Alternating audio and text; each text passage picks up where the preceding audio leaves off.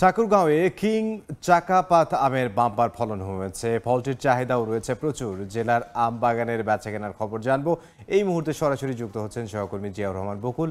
বিস্তারিত জানতে যাব তার কাছে।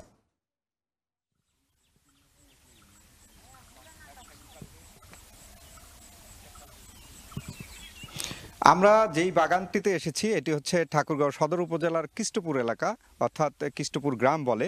এই বাগানটিতে একজন উদ্যোক্তা এখানে কিন্তু বিদেশি জাতের আমের গাছ রোপণ করেছিল আজ থেকে ৩ বছর আগে। এরই মধ্যে গেল বছরেও তারা হারভেস্ট করেছে এই বাগানের আম। তবে এই বাগানের যেই আম, সেই আমের যে বৈশিষ্ট্য আমরা যদি একটু আপনাদেরকে দেখাতে চাই। এক একটি আমের ওজন, আমরা কথা বলেছিলাম যে বাগানের যেই মালিক রয়েছে তার সাথে, তিনি যে বিষয়টি বলেছেন যে এক একটি আমের ওজন 1 কেজি সমপরিমাণ হবে এবং প্রত্যেকটি আম সত্যি দেখতে কিন্তু অসাধারণ, কারণ প্রত্যেকটি আম দেখতে একদম লাল টকটকে এবং দেখে মনে হবে যে সবগুলো আম পেকে গেছে। আসলে এই আমগুলোর কিন্তু জাতটাই এমন এবং তার যে রং, সেই বৈশিষ্ট্য কিন্তু একই রকম, যে লাল রঙের হয়। আর এখানে এই বাগানটি করার পরে আমরা যেটি লক্ষ্য করেছি যে এই এলাকার মানুষ যারা রয়েছে, যারা শ্রমজীবী মানুষ রয়েছে, তাদের কিন্তু একটি কর্মসংস্থানের জায়গা হয়েছে। তারা প্রতিদিন এখানে কাজ করার সুযোগ পাচ্ছে। তবে এই বাগান থেকে এরই মধ্যে আম হারভেস্ট শুরু হয়েছে। তিনি যেই উদ্যোক্তা রয়েছেন, তিনি যে বিষয়টি আমাদেরকে জানিয়েছেন, তিনি বলছেন যে এরই মধ্যে তিনি কিন্তু আম বিক্রি করছেন বিভিন্ন জায়গায়। দেশের যেই চাহিদা সেটি কিন্তু পূরণ করছেন, পাশাপাশি এই আমের চাহিদা রয়েছে বিদেশেও। তবে এখন পর্যন্ত সেভাবে বিদেশে বাজারজাত করতে না পারলেও দেশের চাহিদা পূরণ করতে পারছেন। আমরা বাগানটিতে একটু যদি ঘুরে ঘুরে দেখাই, যে এই বাগানে 4 শতাধিক গাছ রয়েছে। সেই গাছের ফাঁকে ফাঁকে অন্যান্য যে ফলজ যেই গাছগুলো রয়েছে সেগুলো কিন্তু এখানে সমন্বয় করা হয়েছে। পাশের আমরা একটু দেখি যে সকাল থেকেই কিন্তু যারা শ্রমিকরা রয়েছে তারা কিন্তু কাজ করছেন এবং এই আম হারভেস্ট করার চেষ্টা করছেন।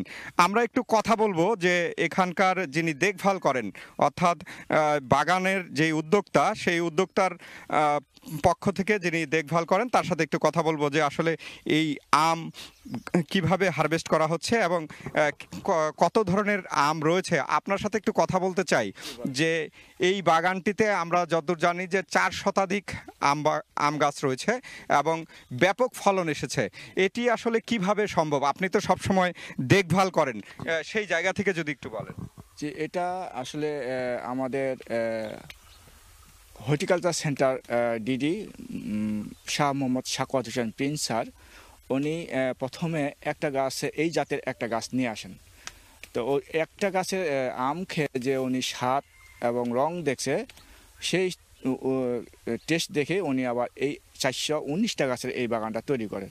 তো এটা আমাদের তৃতীয় বছর, মানে গাছের তৃতীয় বছর। দ্বিতীয় বছর 2 বছর ফল, গত বছর প্রথম ফল আসছিল কয়েকটা, এবছর মোটামুটি আসছে। তো এই গাছের এই জাতের আমটার একটাই সুবিধা যে এর সংরক্ষণ ক্ষমতাটা ভালো। ধন্যবাদ আপনাকে। যে বিষয়টি উনি বলছিলেন যে এই জাতের যে আম, সে এই অঞ্চলের মাটি অত্যন্ত ভালো, আর সেই কারণে আমের যেই প্রচুর আমের যে ফলন সেটি কিন্তু হয়েছে। তো এই ছিল আমের বাগান থেকে আমার কাছে সবশেষ। জিয়াউর রহমান বকুল, ঠাকুরগাঁও থেকে।